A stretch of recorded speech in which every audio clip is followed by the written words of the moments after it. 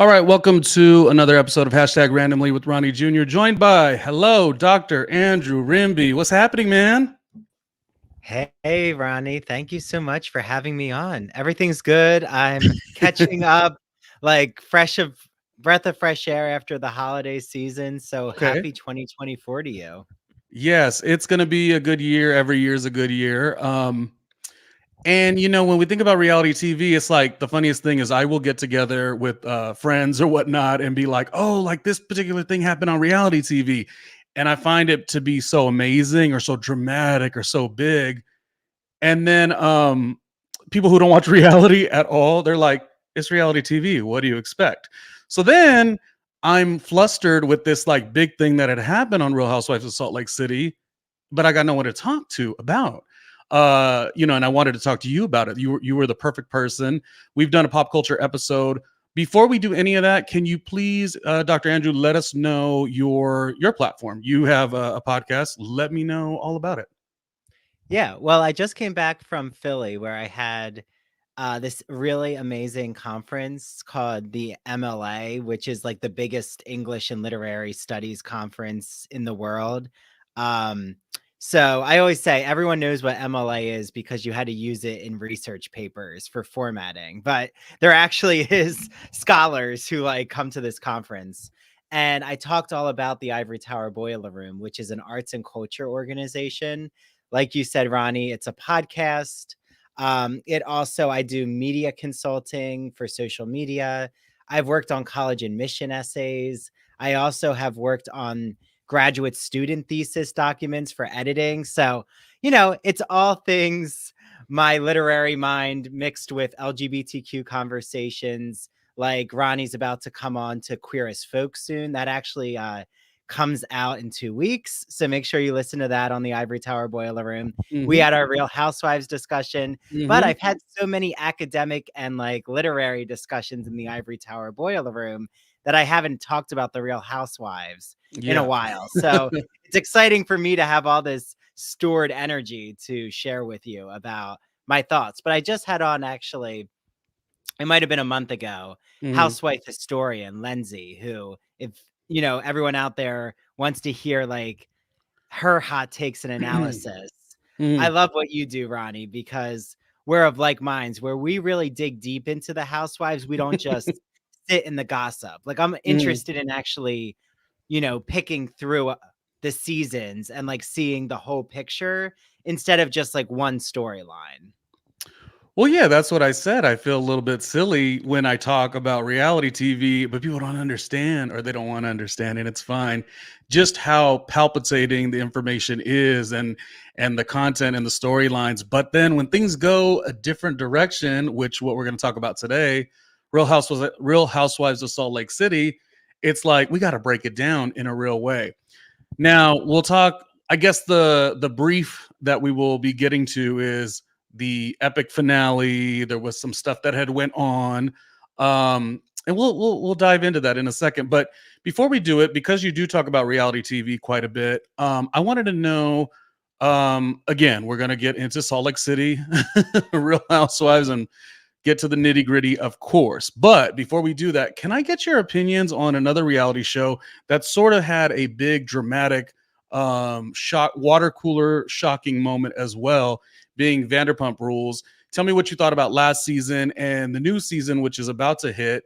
What do you think is in store for this cast? And I guess it's a good question as it relates to Salt Lake City as well, because when you have this, really interesting drama, everything's different, yet it's all dramatic. How do you come back? Like, what's in store for, future seasons of these shows? Well, I was not a Vanderpump Rules watcher before last season, so I feel that it speaks to how many new viewers Vanderpump Rules got because of the Tom Sandoval, Ariana, Raquel Levis, just fireworks that happened. Um, I feel like it's interesting when we're talking about Vanderpump Rules because Ariana, right, was on Dancing with the Stars recently. She's about to be Roxy in Chicago. I was saying to my friend Mary DePippi, who does the True Crime and Academia show on my podcast, that we should go see her we saw Pamela Anderson in Chicago, so we were like, oh, maybe we should just see Ariana too. But I'm always curious, like, when is the point when people on the cast forgive the grievance or the drama? So, like, obviously they've forgiven Tom Sandoval because they want to get paid and they want to come back in the public eye on the show. So, like, it's okay to forgive him. I haven't listened to Raquel's first podcast episode yet. Um, but I would be curious. I probably should listen just to hear what her side is. I did listen to her interview with Bethany. Um, and I feel for Raquel because I feel like she is trying to take care of her mental health, and it's upsetting that people are attacking her because she's not coming back on the show. But weren't they upset when she was on the show? Because they said she should take care of her boundaries. So I feel like it's a double-edged sword. Like, Yeah. we're there for the drama, so it gets Mhm. messy, but, like, as a human, she probably should take time for herself. Well, I think that's a little bit about what today's conversation in this entire episode. Obviously, right now, before we start, or focusing on Vanderpump, it's like, at what point is it too much? You know what I mean? Like, I do miss the old days, and I'll talk about this more, where reality TV was fun. I think on a recent episode, Giselle Bryant said, "What happened to Light Shade?" You know, like, let's make it fun and let's make it. You gotta banter with your castmates or whatever and create a show. It's very theatrical in ways, but it's going to a place, and this has been over some time now, where you have Teresa and her situation, Erica Jane's ex-husband and that situation, and Raquel and this, sort of a three-person affair, so to speak, or whatnot, and all, obviously, the thing that went on with Real Housewives of Salt Lake City with Monica. It's like, at what point is that all that's needed for reality TV to be compelling? I've always said compelling is compelling is compelling. Like, you just got to have really good cast members, but if you have to resort to other things, okay, maybe that's the way to go. But at the same time, how do you keep the show going? Is it sustainable? These are all different situations, though. Go. Did you have a comment? Well, I feel like it's a psychological, like, do you know that psychological test when, there was forget they were college students, but, like, they sat in another room and they thought they were shocking a person and, like, they were seeing how far someone would go and, like, electrocute a person, as a group psychology Mm, project. It kind of reminds me of, is it just that we've run out on the threshold of what's shocking to us as a viewer? And now when you're adding in how much social media, TikTok, and like the saturation level, right. they think that they have to up the ante. So, right, we have Tom Girardi and Erica Jane's legal issues. We've had Lisa Rinna causing the drama, but then people said she was too cruel. So it's like, okay, that Yeah. it's not acceptable when she went too far. But then now they're like, we're bored on Beverly Hills. Okay, well, Mm, you need someone who does stir the pot, and Lisa Rinna stirred the pot. So who yeah. now is going to take that role on Beverly Hills? I You also know? feel like it's interesting for cast members, like, let's say, Vanderpump Rules, who started a show in a completely different era. So, like, in theory, it would always be, back in the day, it'd be like, well, you know what you signed up for. But at the same time, what you signed up for is not what the show is now. You used to have to, you would hear this years ago with, like, the original Real World cast members, the experience of filming, and then the experience of, um, seeing it being played back and the audience's overall, reaction. Now you're getting another element, which is, then social media has to break it down or whatever. That's why I said, for me, I want to enjoy these shows, and I almost didn't cover this topic because I was like, I don't need, like, I don't know. But then I was like, okay, me and Andrew, Dr. Andrew, have done an episode together, and we'll do many more. We had good conversations, so I was like, okay, you'll be the perfect person to be, just banter back and forth about these hot topics. Well, My and Go I ahead. also have a hot take for you, which is I used to be really addicted to like listening to um Real Housewives podcast, but I've kind of taken a back seat from it because I feel like you can only listen to so many conversations Hmm. before you just feel like they're even trying to attack each other. It's like the podcasters have become Real Housewives. Mm, Like, who can drag who? Who can try to get more clout?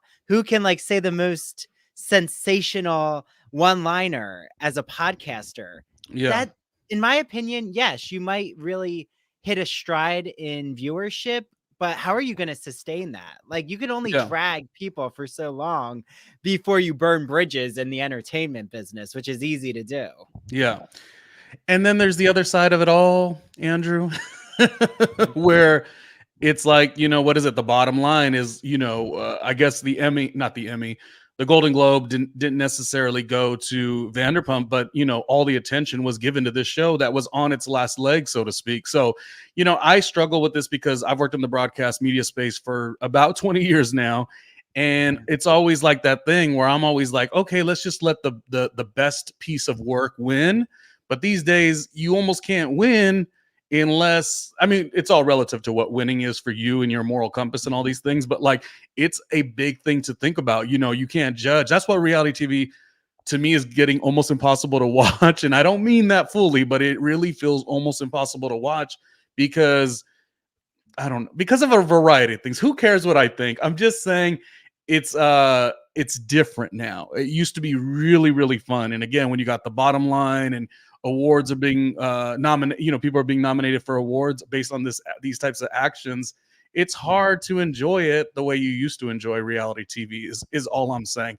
I'm not trying to be like, who do I think I am? But lately I've been wanting to watch like Maestro.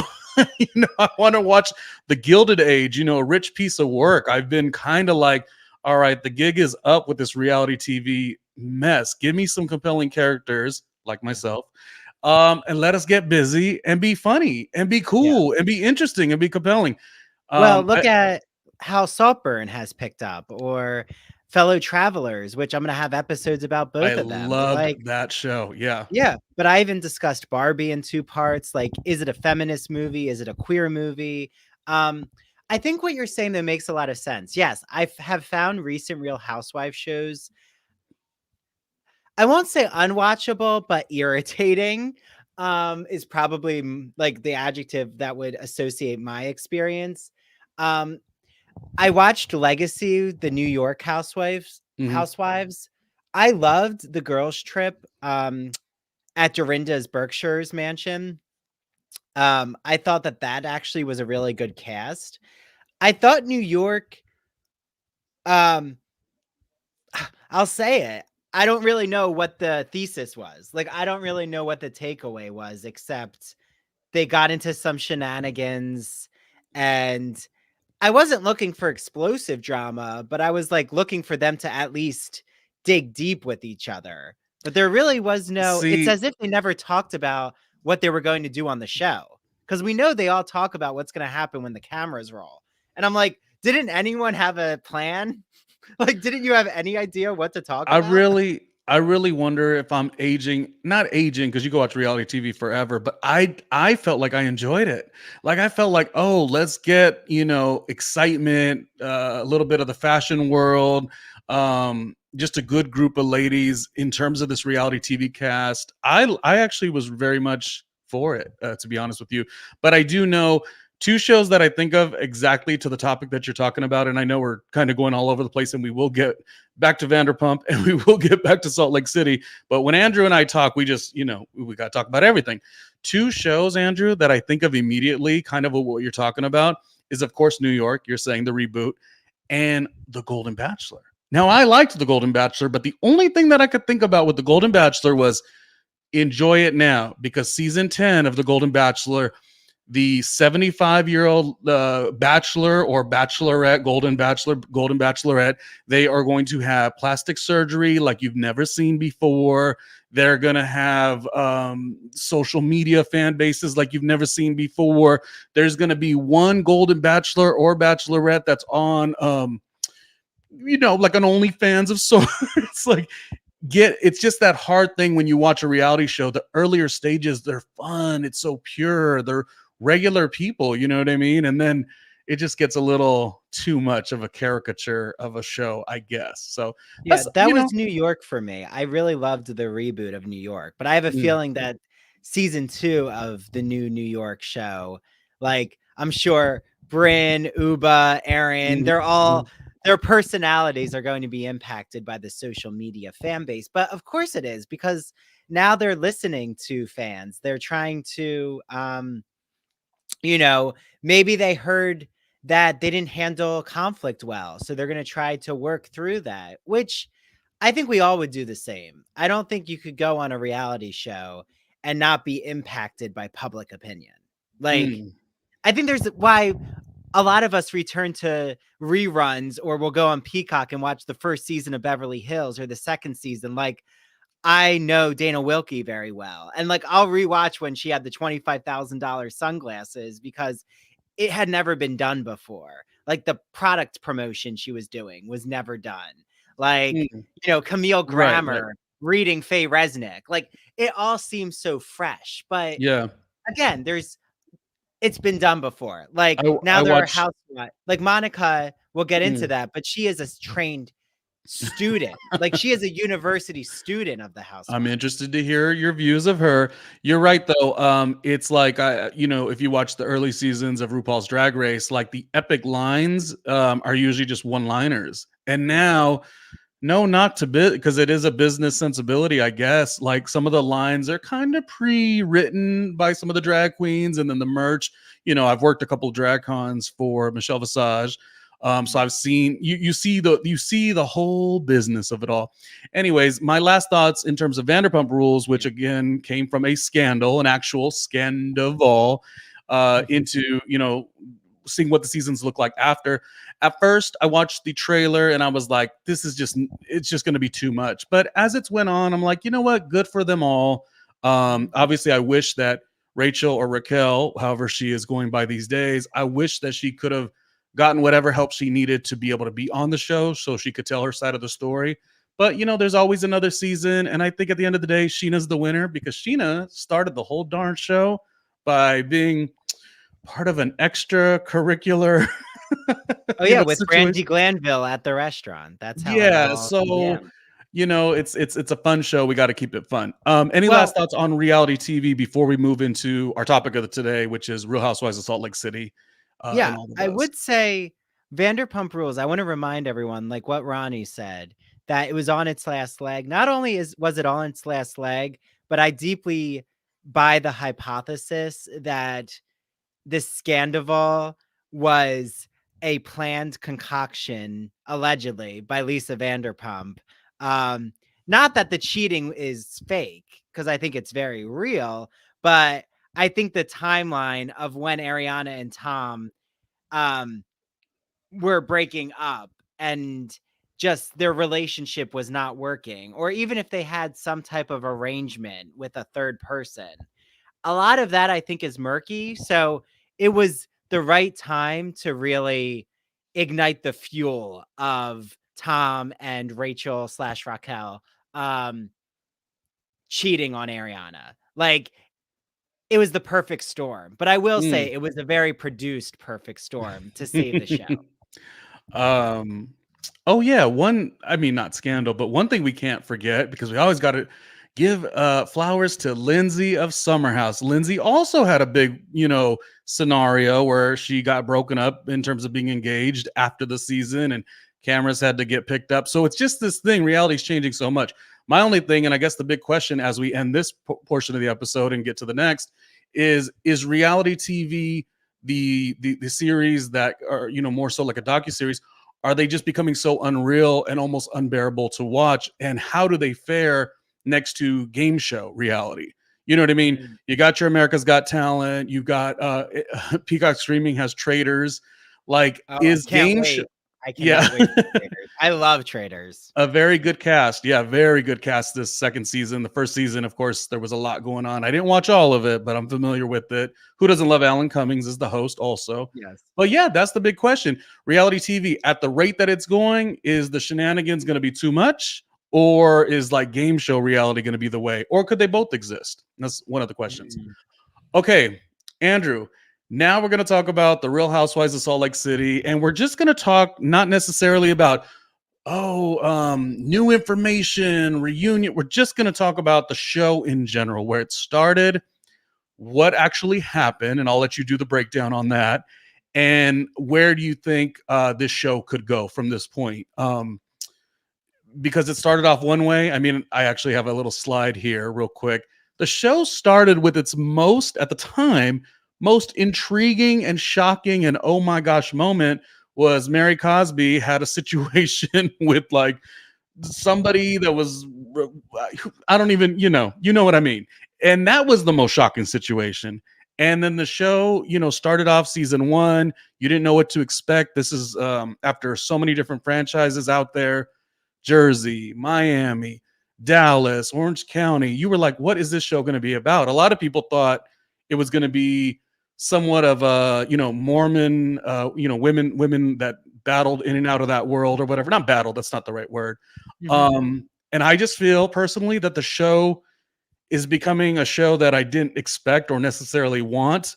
With that being said, I do think the last big moment in terms of a finale was big, but I also feel like I didn't get the shock factor that much. I mean, I'm shocked for sure, but I wasn't underwhelmed, but I wasn't like it. I don't know, something didn't sit with me. Why don't you give us the breakdown of kind of where we're at with this finale? Yeah, well, I think a good transition is the difference between, say, Scandival and what happened with Monica Garcia on Salt Lake City, or even we could even say Jen Shah and being arrested. Not arrested, but the FBI coming in real time on the van, which I think was, I will say that was a more shocking moment than the finale that just happened with Monica. I mean, I don't think you can, I don't think there's anywhere to go after the FBI are on camera and the whole cast is on a Sprinter van. But with Scandival, I think what was interesting is we all knew the information before we were going to watch it, which I actually Mm, think is a really hard momentum to carry through a show. I don't like when things leak before the yeah. season. Like even Kyle Richards and Morgan Wade, I'm like, I've known this for like 6 months. Like we've all known this. Like this is not really that exciting. I wish that it was like what we saw with Monica, something in real time on the show. For Mm. all of them to hold it as a secret, for Monica to not even talk about it until the show premiered, I think is a masterful plan by the cast. I'm sure the cast planned to not talk about it. I'm sure Bravo encouraged or maybe required them not to talk about it. Who knows? Mhm. Um, but right, this is Monica's first season. She's Mhm. maybe getting 60,000. I don't think she's getting more than 60,000 because that's where they start them at. I heard like you actually lose money your first season. So it's really about the exposure. Like now we know her name, right?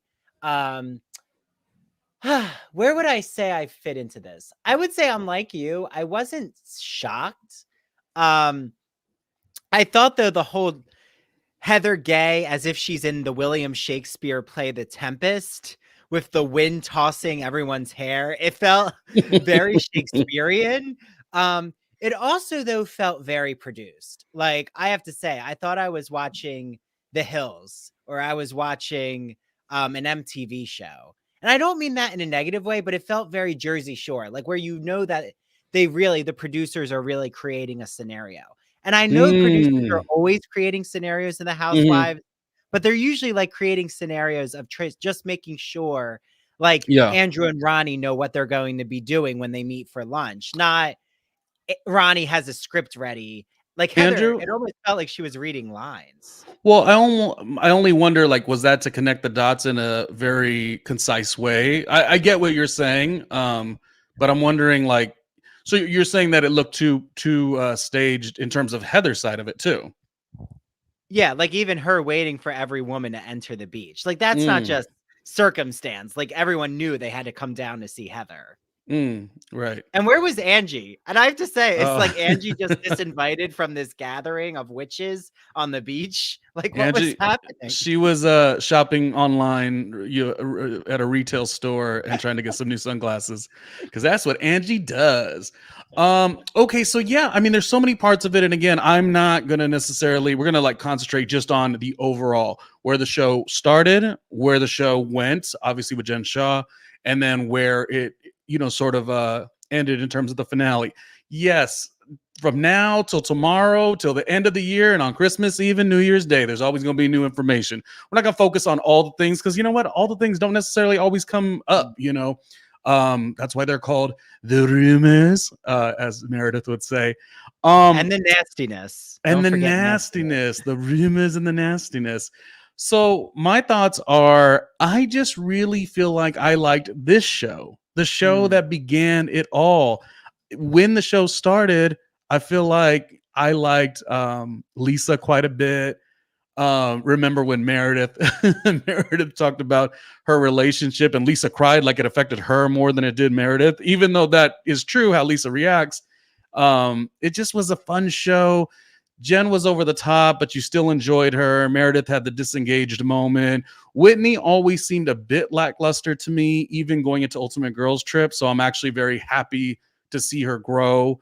And I guess you could grow if you've been on the show for this many seasons, but I would definitely never feel that if I was in charge of things, I don't know that she would be a full timer all these seasons. But whatever, she made it through the storm, I guess.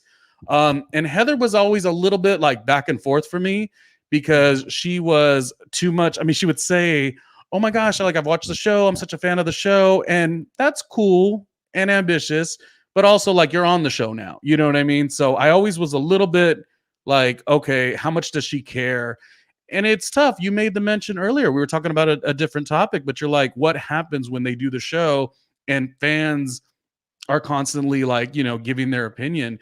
It's the weirdest thing. You don't want to modify your behavior, but at the same time, I feel like it's a very challenging situation for a reality star these days because all they're trying to do is give back and say thank you. You know what I mean? To whoever supports the show. But then with that, the moment you open up these apps, like all kinds of stuff comes in. So in this season, I guess the biggest wow moment, or as it's developing, is that Monica was not entirely, but somewhat involved in what they call a troll account. Um, what is your overall thoughts of troll accounts, and even as over the years reality TV has sort of opened up and let those rumors get into the show? Because it's been happening for years. This is not like overnight. you know Yeah, well, Bravo has been opening the floodgates of this for a while, but usually Bravo was very selective. Like, right, Mhm. they have this relationship with like All About the Real Housewives is always shown, or it's interesting, like Two T's in a Pod, because Tamara's on that with Teddy.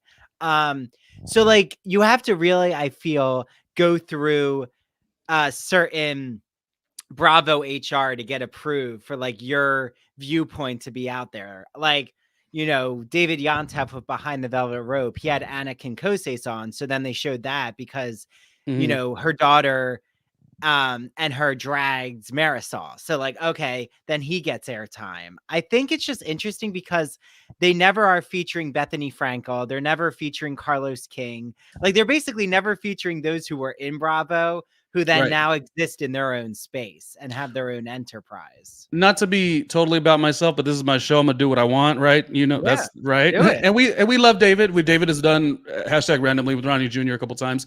But yeah, it's like when you bring something to the table, as I have for all these years, you don't get no shot, necessarily. Not that I didn't do a couple episodes of Watch What Happens Live as the virtual caller recently, but the point is sometimes having all this cachet and know-how within the business doesn't necessarily get you the opportunity. So it was weird to me years ago. Let's not even get onto this particular situation with the Von Teese Yeah. and Monica and the other people. It was years ago. I always thought, I can't remember what was the first series, which franchise that started doing it, but I always was like, how are we acknowledging something that's such a rumor and nastiness? Rumors and nastiness. How are we acknowledging it so heavily and adding so much credibility to it? And I feel like maybe production, we'd love to. Actually, that's the thing I want to do. I don't know who produces this one, but like Shed Media, they've been in. They've had to answer about some things or whatever, or all the production companies for that matter. I want to know, like, what is that like balancing? You're bringing in some really salty I don't even, salty is not the word, but some really salacious things into the show. Therefore, everyone reacts. Therefore, you get amazing drama. But like, what are you doing in terms of the empowering marketplace? Is that the word? Like, you know what I mean? Like now, if you let someone in with something salacious that has no credibility or merit, you might as well let everything in, is what I kind of always seen years ago. So that's why I guess it wasn't really shocking. I just felt like this was developing and developing and developing. Years ago, you even had cast members, um, and they're all kind of responsible for it to some degree. You know what I mean? Obviously, not to the degree of what Monica brought to the table this season. But like, I remember there was one season, one of the gals, she's done two shows, she's not succeeded on either. She one time told her other cast members that like, oh yeah, she's affiliated with an account. That account bashed all the other cast members, but it was no big deal or something like that. And I, even then I was like, that's cool. Like that's like back then years ago, you know what franchise I'm talking about. Talk about Yeah. Potomac. I was like, that's so corny to me, but that is what was going on. You were seeing a change, a shift in television where what you were able to maneuver and manipulate on social media was going to change the game for you. Well, and And I'm shocked. that's why Bravo needs the gossip podcasters slash entertainment arts and culture podcasters, because sometimes they're getting more viewers than the Bravo episode is getting. So like, you know, Oh, that's Bravo, interesting. I don't even think Bravo has reached like the number of Bethany and Nini's interview together with some of their recent episodes. Wait, so when I said a second ago, I want to talk to production at some point, whatever production company, there's several. You're saying it goes even further. It's more like Bravo, the network executives or whatever. You're saying that there's such a visual where the numbers aren't being produced on the series. So this is where they have to go get those viewers or that chatter. Well, that, and Dang. also, Oh my like, gosh. in a Behind the Velvet Rope case with David, Mhm. he has gotten approval through HR. I'm gonna spread all the, truth, but he gets approval through HR. Like, look at the shows that, he's able to interview Anna, that, he's able to interview, a Ramona Singer. He's able to interview Elisa Barlow. That's because he has to go through HR and Bravo's approval. So of course Bravo wants him to continue interviewing those guests because it ups their numbers with his exposure as a brand. Sarah Fraser, who I'm good friends with, she has had, like, recently, Gina Kirschenheiter just came on her show. Yes, Sarah, I listened to it. It was a great episode.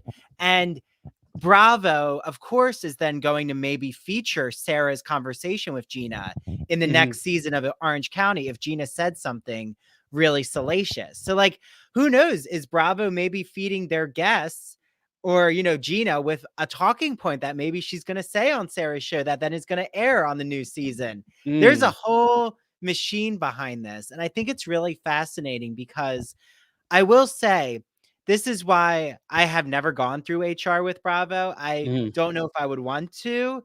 I think it's wonderful that Sarah gets those guests and David, but I think there's something to be said of a Watch What Crappens or a even Amy Phillips or Brav Bros or Mhm. your show, Ronnie. Like, because I do think we have more of a freedom of what we can say about the show because we're not reliant on Bravo. Like, I've interviewed Ebony, but she Mhm. is no longer on Bravo. I think, and she's more free to talk about the experience. Mhm. So it's, again, do you want to feel that you have Big Brother over your shoulder when you're giving an interview? I guess that's a question for everybody. So yeah, that's why even when this big, epic moment happened, the finale of season 4 of Real Housewives of Salt Lake City, I really didn't jump to go do an episode on, my podcast YouTube. I didn't jump to it because I didn't really. I felt like maybe I was detached from it in a way that I'm like, I guess this is the way it goes. And to your comment, not really a question, but your comment, for me personally, I want to balance those lines. Yes, I want to have an authentic conversation. I mean, one of my best interviews was with Giselle Bryant years ago, and she was as authentic as they come. We were both Virgos. We both love Kenya Moore. I mean, it was a ping pong for the ages. It was like pow, pow, pow. Let's go. Like, it was perfect. So I necessarily don't want to be in this world that's completely like living in these shadows of online only, and well, what you don't know is this, but I don't necessarily, yes, I don't need um, a scripted, ask Mhm. Giselle Bryant about this, boom and boom. Like I do get what you're saying. Um, and yeah, there's so many different kinds of people. I would love to see people. I think Sarah Fraser. You said I don't know her, but I like her work. Why? Because she's a radio girl originally. DC radio. So her transitioning to from radio, which is where I come from as well, to do as well as she's done digitally. I'm like, that's the person I want to see.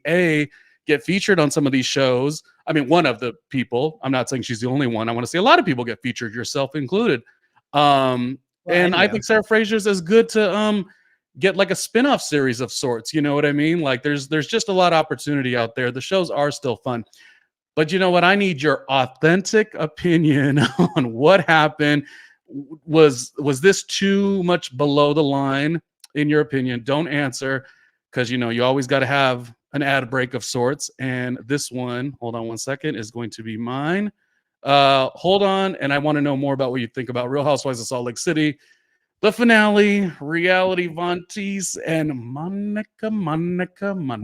Well, hello there. Thank you for watching and supporting the show with my good friend, Randomly Ronnie Jr. Who the hell am I?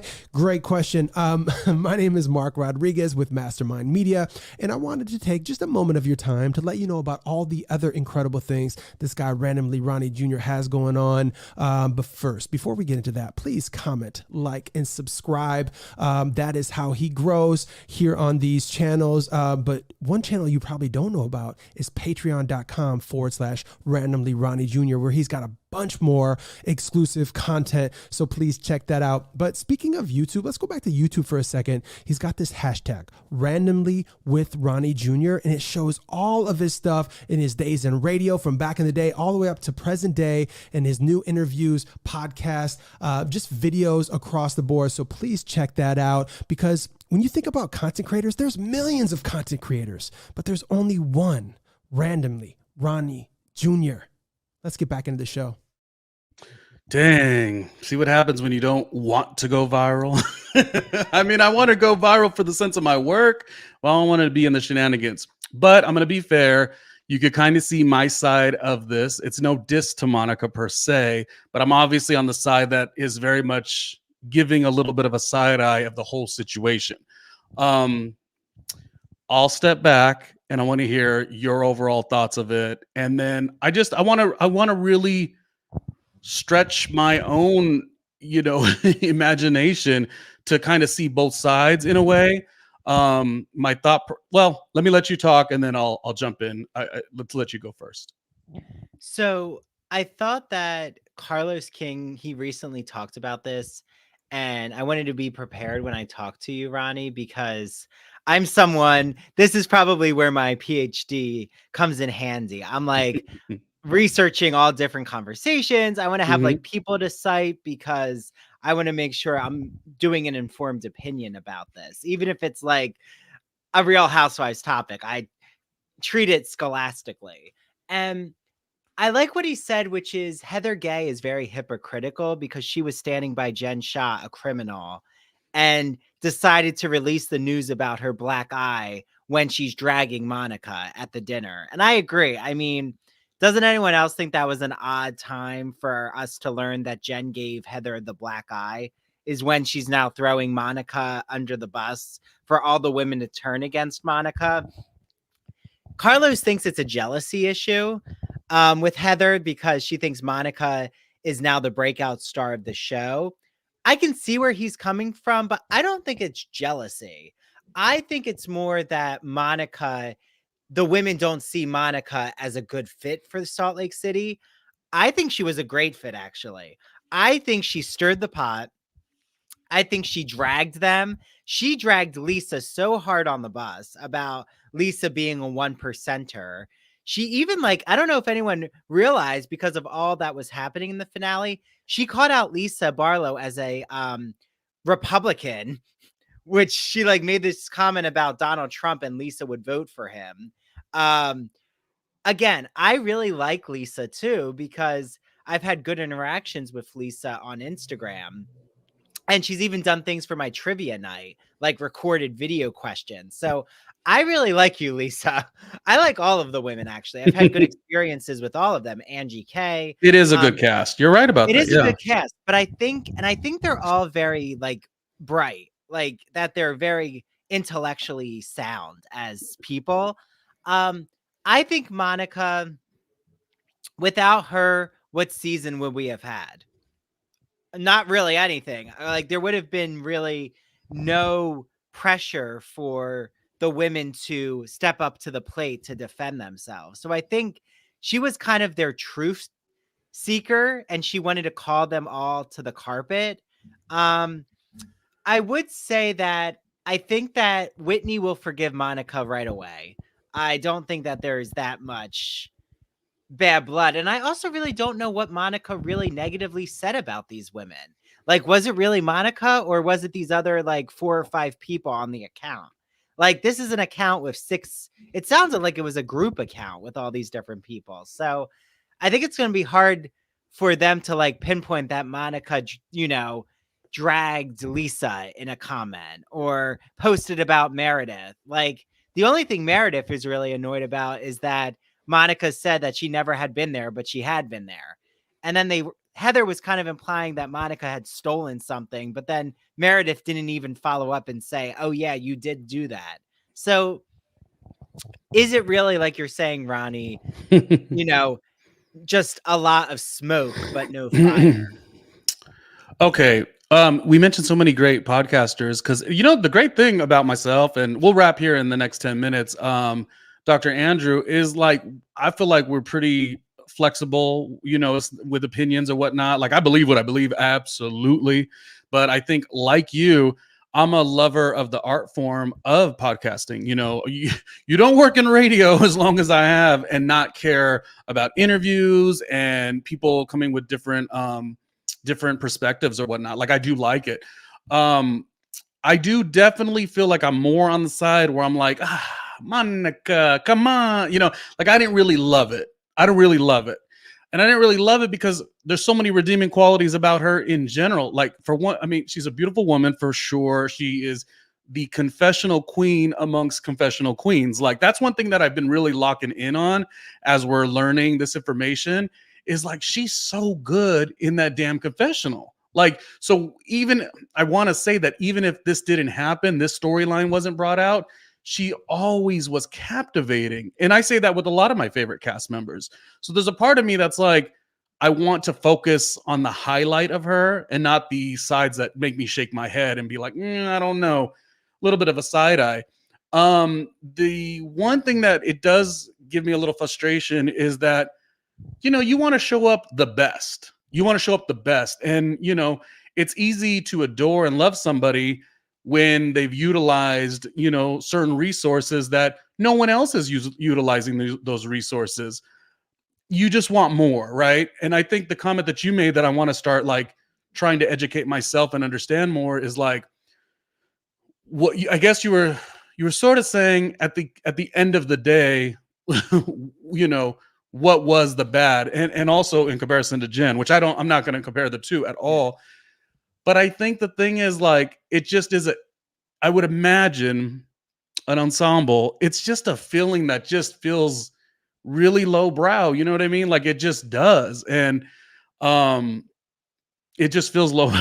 that's But kind do you of, actually think they're friends in real life? I never thought any of these women are friends in real it's life. not about that. Okay. So on an unrelated reality show, it was funny because this was a dating situation. And I can't remember what she exactly said, but there was a particular show called Love and Hip Hop New York, and Peter, he was dating the two different women. He essentially, to make a long story short, he took the wife, and then he got the side chick pregnant.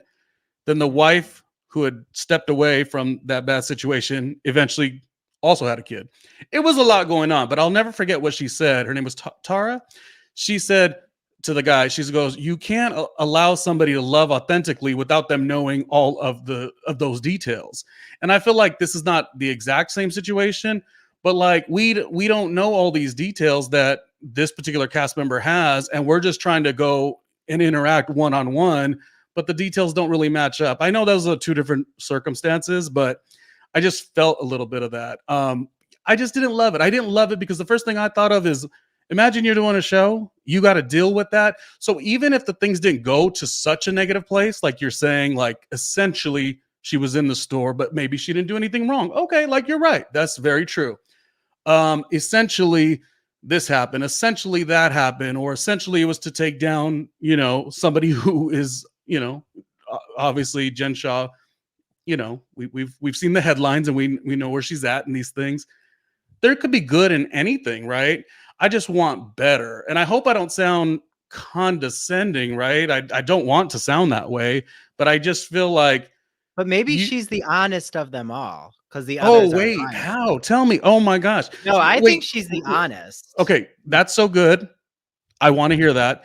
Another, because we were celebrating podcasters a second ago. I want to celebrate another, like I was telling you, we love to watch all the content creators and support and hear what they have to say. I think the one of the best, Kate Casey did an amazing episode where she also had somebody who had a different perspective than her, and their back and forth was so wonderful. I almost, like I said, didn't almost do an episode because hearing that was just so wonderful. So that's one that definitely is worthy of checking out. I'm sure millions of people have already checked it out. But okay, so you think by some way Monica's more authentic than Heather? Yeah, well, first of all, Monica owned that she's not wealthy like the other women, which you've never seen on a housewife show before. Have you ever, Ronnie, seen a woman say, I can't afford something? No. She's a single mother, which I think is fascinating. Um, I think also we forget she's a woman of color. She's the only woman of color now on the show, except for Mary Cosby, who I think it's interesting that Mary and Monica are now linking because I think Mary also always saw herself outside the women's perspective. Like she was kind of the instigator of them. So maybe she sees Monica as like the catalyst for causing the fireworks. So I think that could be interesting next season to have Mary and Monica together. Because I think Mary really feeds off of another person. Like she fed off of Meredith, right? When there was all those when she said that line woman when Whitney passed her, that was all because she was linked with Meredith. So maybe she'll be linked with Monica. Yeah, do I think Monica has an anger issue, like cursing out Lisa? Yeah, I don't think that's right when she curses Lisa out. But I think Monica is the JWoww of the Real Housewives of Salt Lake City. Oh, She's the Snooki. Like I think second. she thinks she's in the Jersey Shore, not the Real Housewives of Salt Lake City. But I don't think that's a negative. I think Mm, it's just changed the dynamic. And that's why Heather got all those women together because she's like, is this what our show should be? Should it be the Jersey Shore or are we better than that? Are we more upscale and, are we wealthy white women who don't curse and cause a ruckus? And to I'm be, not just saying it's about race. I think yeah. it's about, how they're presenting themselves to the public. To be clear, I think there is a complete space for what you're saying. If you're saying that Heather is feeling, probably Lisa too, the show should be affluence, a certain demographic, and letting, not letting, but you know what I mean, like sharing the space. I don't have a problem with that. I think Monica, like I said, I think she's wonderful, confessional queen. I mean, I feel like she's got something special there. It's just the level of like those the lies, I guess, that kind of go on in terms of what she was involved in, and even all of it. The after a certain point, it's like the issues with the mother, the very as blunt as it is and as honest as it is. It's like you in terms of what they've told us on the show is breaking up with the husband to date or have have have an affair with the husband's sister's husband or whatnot. Like it's just at some point it's just a lot. And I guess what I'm saying is like, would you? Here's a good question: would you, with your business, want to do business with her? So I think like I can see a part of loving the show and be like, yo, she served da da da da. Like I love it, right? I get that. But would you want to do business with somebody with that bit of character? You know what I mean? I think that I would be up to, you know, you definitely have to have boundaries with a person like that. I think though, when it comes to reality TV, um, I think Monica knew the assignment, which is she was Right. supposed to bring Salt Lake City like back to that level of um calling the women out. Like Mary Cosby saying that it smells like hospital when she was with Jen. Like from the beginning, Mary Cosby always called the women out and, you know, put them down. Like Mary was never positive to any of these women. So what just fascinates me is I thought Meredith and Lisa despised each other, but now all of a sudden they're all soul sisters on the beach. Like that's where I just didn't buy it. Like I don't really know if these women like Whitney and Heather aren't really that close. So that's why it just felt very inauthentic that all of a sudden we're supposed to buy that these four women have signed a blood pact together and are not going to let anyone infiltrate their group, including Angie K, who's now been like put on the outs, which is odd. Okay, so because we're trying to see both sides, like I said, I'm also trying to see both sides. Like I generally feel certain things, but I'm also like, there is some good, right? Um, can you, not that I'm not putting words in your mouth that you said this, but can you see a different side of Heather with like is there another side, or is it as simple as she felt like she was the show and her the core four were the show and nobody's going to come in and upstage us? Do you think it was just that? And do you think, and what was your calculation as to why she would hide the Jen Shaw situation and then bring it out during this season? Like, can you see another side of it? Because I feel like Heather just so much is going at her, and she just doesn't necessarily know what to do. And I wonder if like she didn't necessarily. I mean, she did lie and not say what happened with the eye, but is it just too much was coming at her, and it was easier for her to omit the information? Is there a side we could see on that, or you don't think so?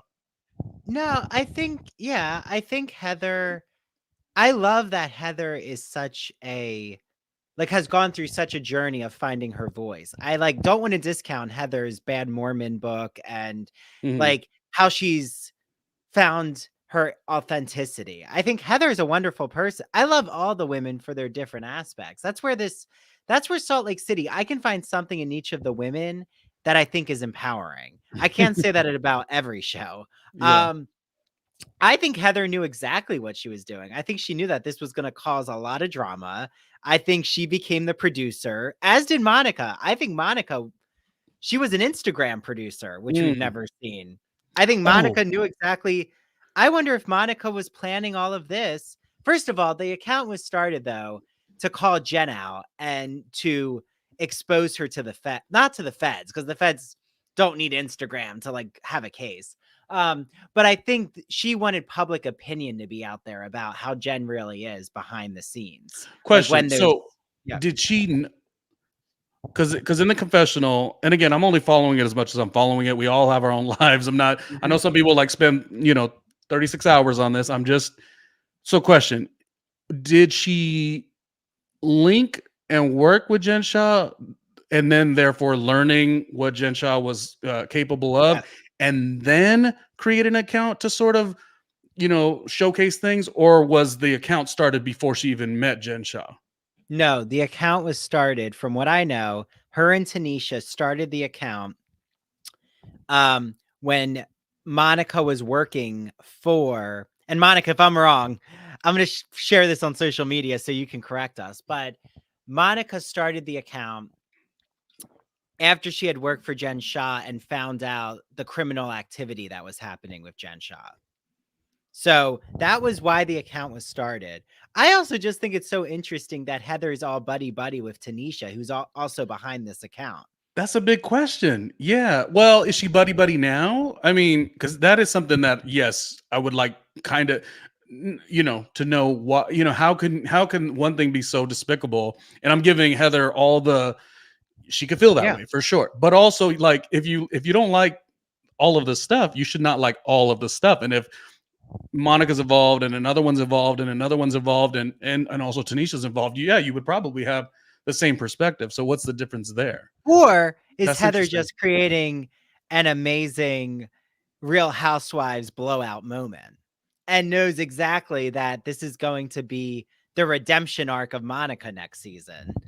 I mean, Carlos King said Monica has basically become the Danielle Staub of the Salt Lake City Housewives. See, and I want to agree, but disagree with that. I think Danielle Staub was so important to the show. And I'm not saying Monica's not, but like the way I live for Danielle, partially because season one, I was not impressed with Melissa Gorga's sister-in-law. I love Melissa Gorga, as you could tell. I always thought, man, not enough like Well, Teresa support. was kind of boring until the table flip. Yeah, that's what I'm But saying. that table flip cemented Teresa. Okay, I know we're wrapping. I know, I really know we are. But tell me what that means. Danielle, Monica, what's the correlation? As you said, you heard from a podcast, Carlos King. And also, is that a compliment? Oh, it's a compliment because it means that Monica has so got under these women's skin, just like Danielle Staub. Again, I don't think any of these women are not going to film with Monica. I don't think it like reached that level. Like, it's not like, you know, she, I'm trying to even think of an analogy, but it's not like she, you know, messed around with Lisa Barlow's tequila line and like, put rat poisoning in Vita tequila. Like that, I think would be bad. Like that is criminal. Then I don't think you would film with Monica. So your main focus on your, I'm not putting words in your mouth, but your support or understanding of Monica is that she didn't do anything that bad, is what you're saying. She didn't do anything criminal. That's true, but I'm just saying, like, would I want that person? Like, would I want to work with a person like that? You know what I mean? Like adding everything up, like I said, all of the other elements, not just this element. Like, there's a lot of elements, and whether you showcase it and say, like, oh, this check mark, check mark, check mark, like, you know, and you're so authentic and honest, it's like that's good for you, good for you. You know what I mean? So yeah, that's the part that I don't know. I guess it is weird to compare, Andrew.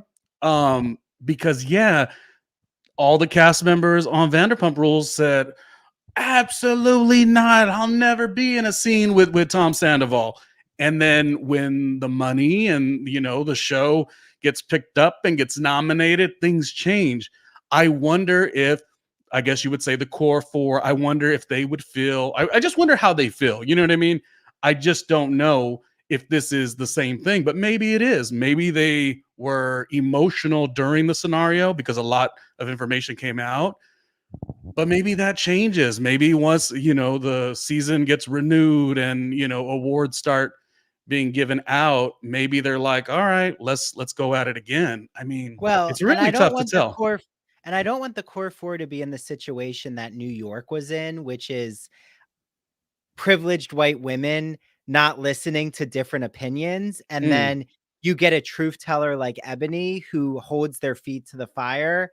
And then the women expose themselves and it really blows up the whole franchise. Because that could happen to Salt Lake City. If they ice out any woman of color who's different than them, and then a woman challenges them, and then they really expose who they are, Yeah. it could be the end of the franchise. Unrelated to Salt Lake City. Yeah, I have not been okay. Maybe not in the way that you worded it, but I've not been okay with this. This is what I've not been okay with. We've talked about this already on a previous episode. So please go to #randomly with Ronnie Jr. and watch the episodes. More to come with myself and Dr. Andrew, both on his podcast, YouTube, and of course mine. I don't like, I was, and it was a season of, you know, when the world shut down, March 2020. I get that. But it also is a season where Ebony comes onto the show. She, in her tagline, I mentioned it 1,000 times, makes mention of what she necessarily has to go through. And then she's the only housewife, I guess, in franchise history to never get a reunion. Fine, don't do a reunion because things were going on or whatever. But like, she could have got a special. She could have, they could have rebooted Blood, Sweat, and Heels, you know, like something for Ebony. And the hard thing about Ebony, and we don't need to spend too much time on that because I just really liked her, is that we never really get to feel like Ebony keeps winning, so you kind of forget. But imagine if like she did this show and didn't necessarily continue to win. She's doing that project with Byron Allen. It's like she keeps winning, so we kind of forget.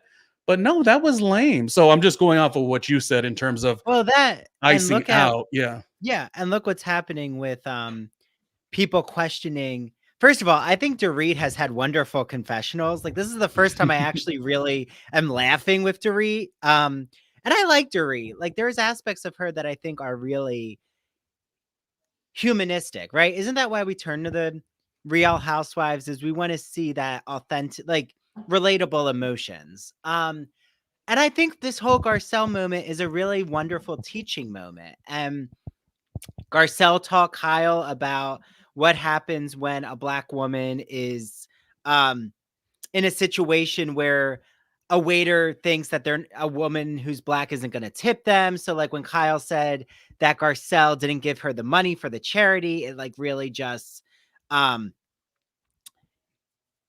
it was, I don't want to say triggering because I know like that word can be used in different ways, but it really sat wrongly. It sat, it was a poor characterization of who Garcelle is and does have racial implications. And that's the same thing she's saying with Dorit. Again, I think though that it's okay also for Dorit to have a different point of view and for them to have a back and forth.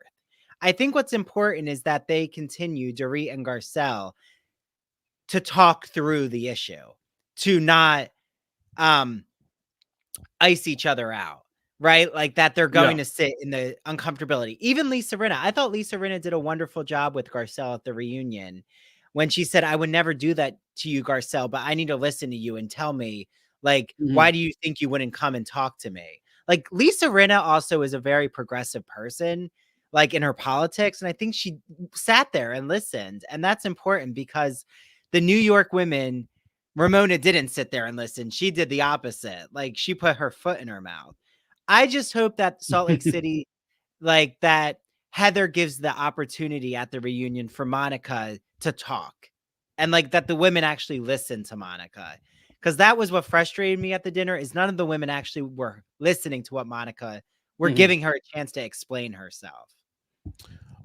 On a scale 1 to 10, what would you say Monica was? She a 1 or was she a 10? Like how does she perform this season in your opinion?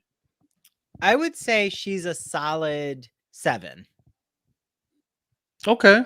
Like where I want her back, but I feel like we need more in terms of her having different conversations with the women. Like I think she was only really on one side of the group with the women, like being against like seeming like she was on Angie and like Heather's side and against Meredith, but like I would really like to see Monica just talk to these women one-on-one. Like I think the next season should open with her at dinner with each of these women individually. Would just I think open up more conversations.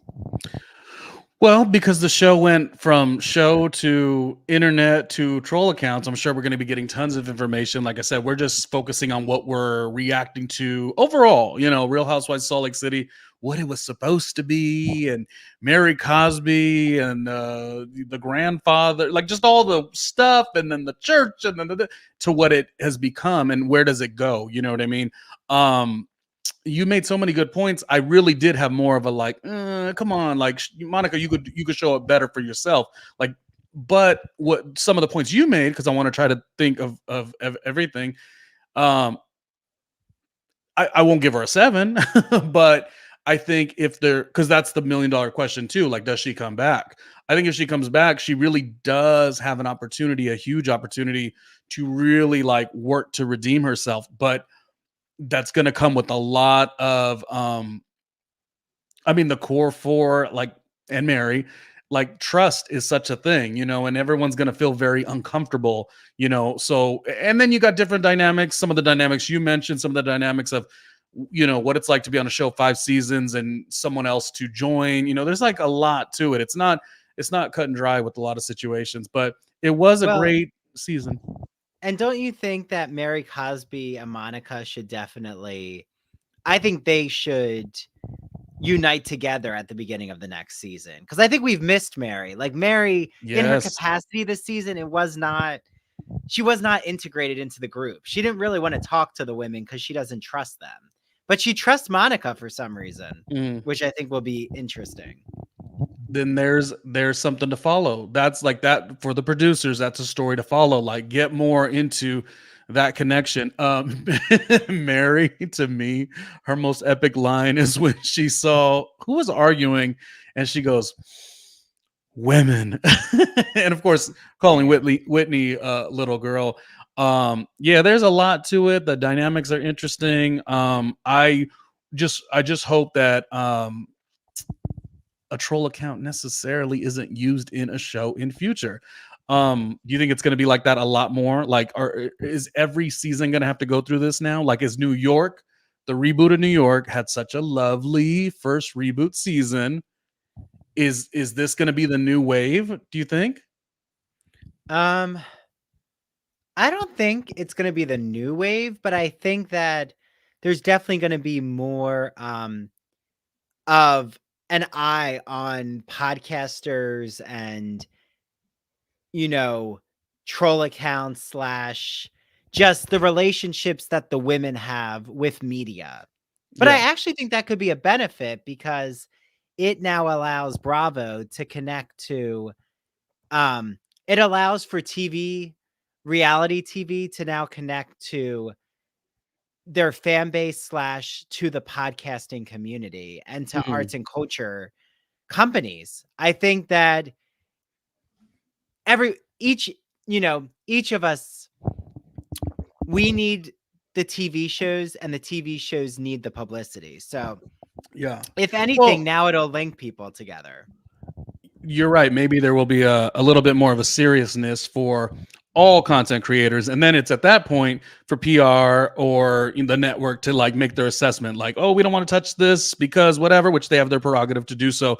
Or, oh, okay, Dr. Andrew maybe doesn't have the numbers we want, but we like where he's going. We like the direction. Like that's different. That's unique. Maybe this will open it up for like more opportunity in that regard. That would be really cool. Because I got to tell you, after working 20 years in radio, like I get real salty, Dr. Andrew, when I got to reach out to publicity. And when I reach out to publicity in terms of radio, which I just did recently, and we did a wonderful thing for a New York radio station with two of the Married to Medicine gals, which by the way, I didn't watch Married to Medicine as much. And now I'm into it. Like and I went back from the beginning. Like it's a show. Wow. Same production company, purveyors of pop that do Real Housewives of Miami. So like I'm in.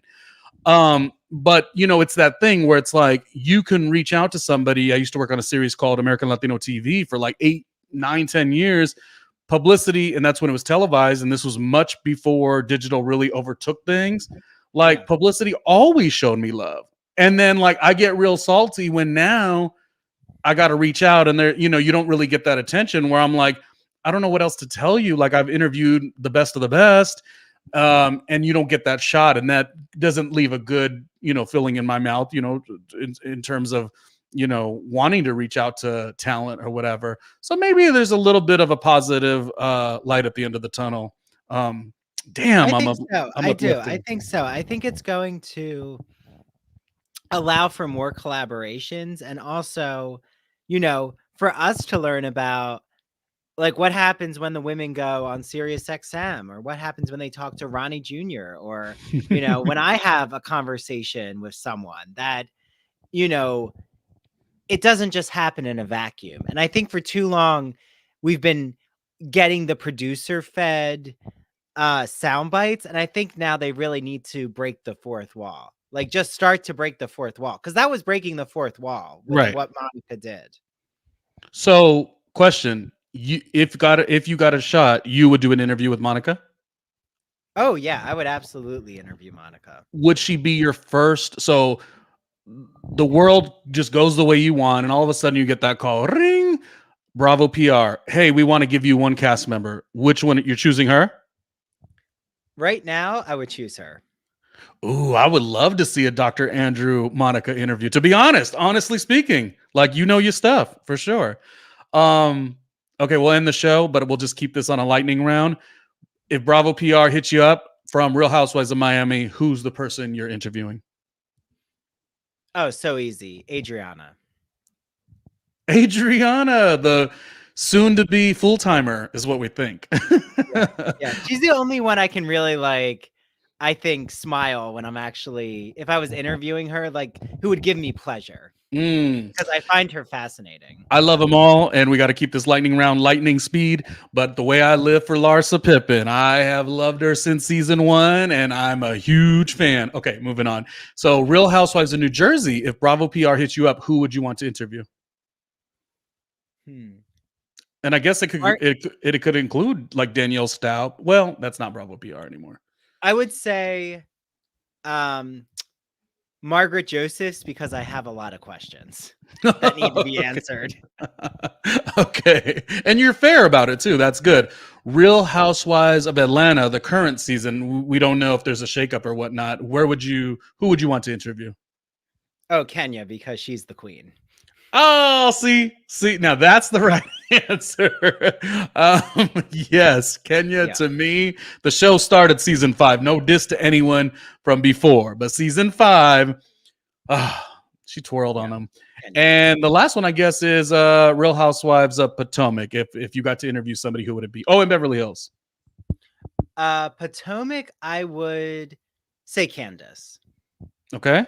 And Beverly Hills. Candace with Monique. Only if they're together.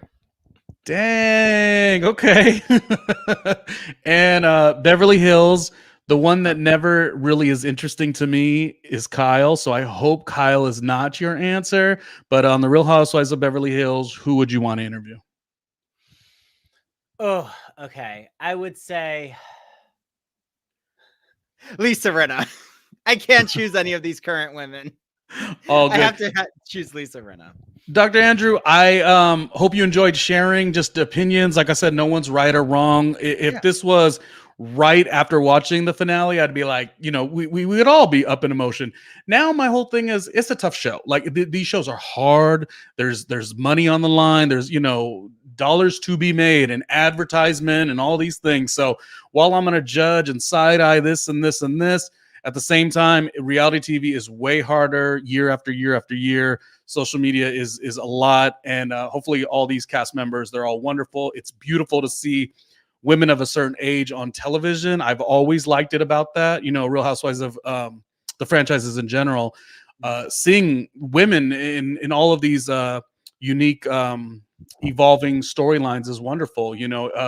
As gay men, I feel like we sometimes see a lot of things too. And we want to see more.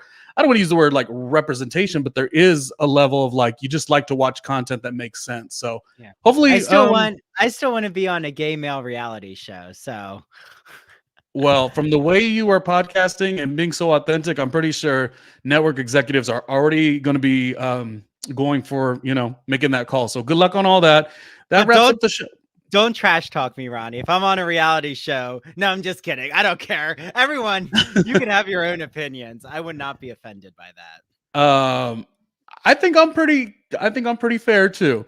Anyway, if you want to support, patreon.com/randomly Ronnie Jr. And yeah, that's about it. Go to the Ivory Tower podcast, and it's a whole thing. You've got a newsletter, I believe, or stuff, right?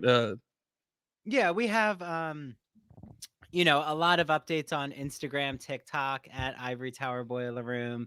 We're on all the podcast platforms, ivorytowerboilerroom.com. I have a Real Housewives trivia night happening on Long Island that I'm hosting on February 25th. A Britney Spears book club on Zoom, January, I think 28th. So you can join that as well. Yeah.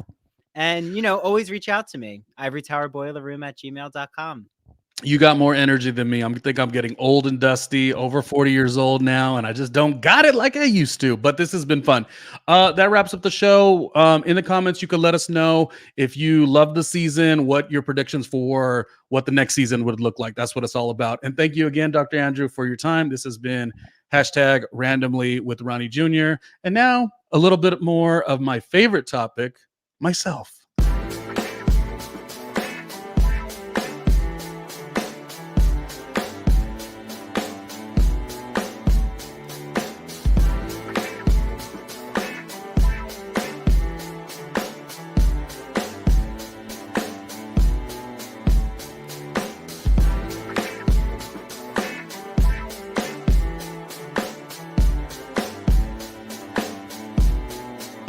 Hey, Ronnie Jr.